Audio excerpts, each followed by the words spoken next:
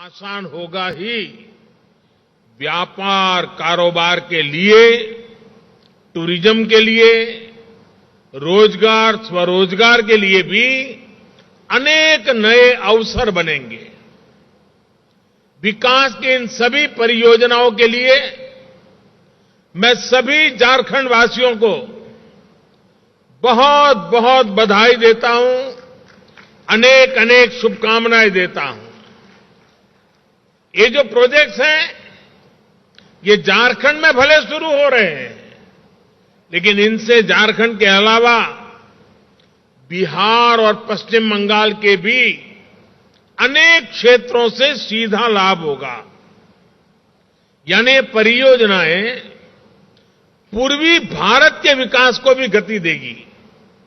साथियों, राज्यों के विकास से राष्ट्र का विकास, देश पिछले 8 वर्षों से इसी सोच के साथ काम कर रहा है। पिछले 8 वर्षों में हाईवेज, रेलवेज, एयरवेज, वाटरवेज, हर प्रकार से झारखंड को कनेक्ट करने के प्रयास में भी यही सोच, यही भावना सर्वोपरि है। आज जिन 13 हाईवे प्रोजेक्ट्स का लोकार्पण और शिलान्यास हुआ है, उनसे झारखंड की बिहार और पश्चिम बंगाल के साथ साथ बाकी देश के साथ भी कनेक्टिविटी मजबूत होगी। मिर्जा चौकी से फरक्का के बीच जो 4 लेन हाईवे बन रहा है, उससे पूरा संथाल परगना को आधुनिक सुविधा मिलने वाली है। रांची जमशेदपुर हाईवे से अब राजधानी और इंडस्ट्रियल सिटी के बीच यात्रा का समय और ट्रांसपोर्ट के खर्च दोनों में बहुत कमी आएगी। पलामा गुमला सेक्शन से छत्तीसगढ़ तक वहां पहुंच बेहतर होगी। पारादीप पोर्ट और हल्दिया से पेट्रोलियम पदार्थों को झारखंड लाना भी और आसान हो जाएगा, सस्ता हो जाएगा। रेल नेटवर्क में भी जो आज विस्तार हुआ है, उससे पूरे क्षेत्र में नई ट्रेनों के लिए रास्ते खुले हैं। रेल ट्रांसपोर्ट और तेज होने का मार्ग बना है। इन सभी सुविधाओं का सकारात्मक असर झारखंड के औद्योगिक विकास पर पड़ेगा।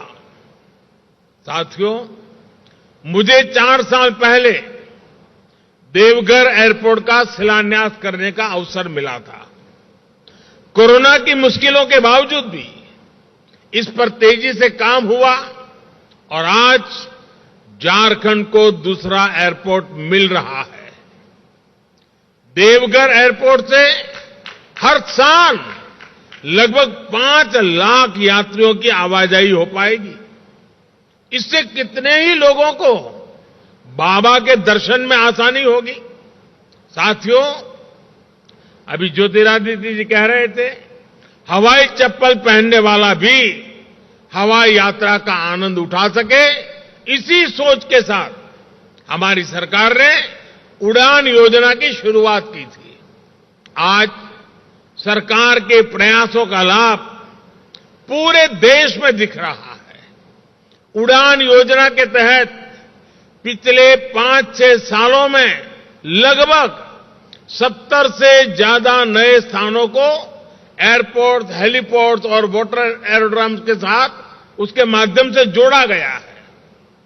400 से ज्यादा नए रूट्स पर आज सामान्य से सामान्य नागरिक को हवाई यात्रा की सुविधा मिल रही है। उड़ान योजना के तहत अभी तक 1 करोड़ यात्रियों ने बहुत कम मूल्य पर हवाई यात्रा की है। इनमें से लाखों ऐसे हैं जिन्होंने पहली बार एयरपोर्ट देखा, पहली बार हवाई जहाज पर चढ़े। कहीं आने जाने के लिए कभी बस और रेलवे पर निर्भर रहने वाले मेरे गरीब और मध्यम वर्ग के भाई बहन अब कुर्सी की पेटी बांधना, ये भी उन्होंने सीख लिया है। मुझे खुशी है कि आज देवघर से कोलकाता के लिए फ्लाइट शुरू हो चुकी है। रांची, पटना और दिल्ली के लिए भी जल्द से जल्द फ्लाइट शुरू हो, इसके लिए भी प्रयास चल रहे हैं। देवघर के बाद बोकारो और दुमका में भी एयरपोर्ट्स के निर्माण पर काम चल रहा है। यानी झारखंड में आने वाले समय में कनेक्टिविटी निरंतर और बेहतर होने वाली है। साथियों, कनेक्टिविटी के साथ साथ देश के आस्था और आध्यात्म से जुड़े महत्वपूर्ण स्थलों पर सुविधाओं के निर्माण पर भी केंद्र सरकार बल दे रही है। बाबा बैद्यनाथ धाम भी प्रसाद योजना के तहत आधुनिक सुविधाओं का विस्तार किया गया है। इस प्रकार जब संपूर्णता की सोच से काम होता है तो पर्यटन के रूप में समाज के हर वर्ग, हर क्षेत्र को आय के नए साधन मिलते हैं। आदिवासी क्षेत्र में ऐसी आधुनिक सुविधाएं इस क्षेत्र की तकदीर बदलने जा रही है।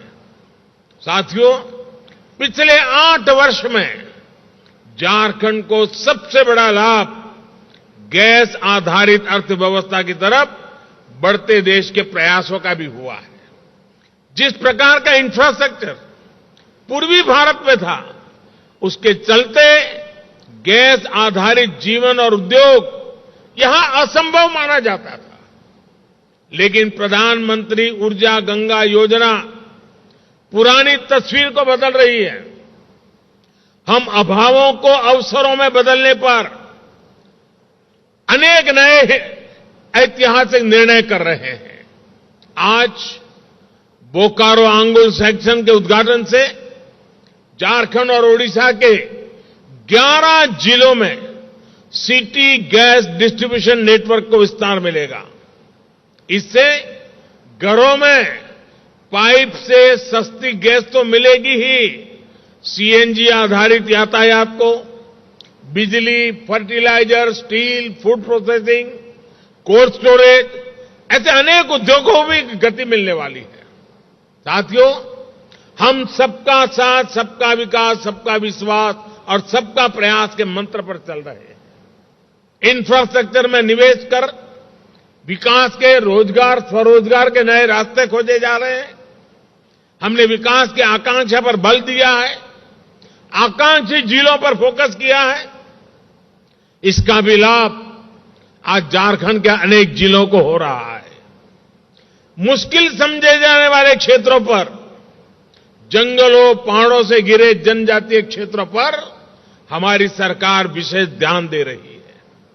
आजादी के इतने दशकों बाद जिन 18,000 गांवों में बिजली पहुंची, उनमें से अधिकांश दुर्गम क्षेत्रों के ही थे। अच्छी सड़कों से जो क्षेत्र वंचित थे, उसमें भी ग्रामीण, आदिवासी, दुर्गम क्षेत्रों का हिस्सा सबसे अधिक था। दुर्गम क्षेत्रों में गैस कनेक्शन, पानी कनेक्शन पहुंचाने के लिए भी पिछले 8 वर्षों में ही मिशन मोड पर काम शुरू हुआ है। हम सभी ने देखा है कि पहले किस तरह बेहतर स्वास्थ्य सुविधाएं भी सिर्फ बड़े बड़े शहरों तक ही सीमित थी।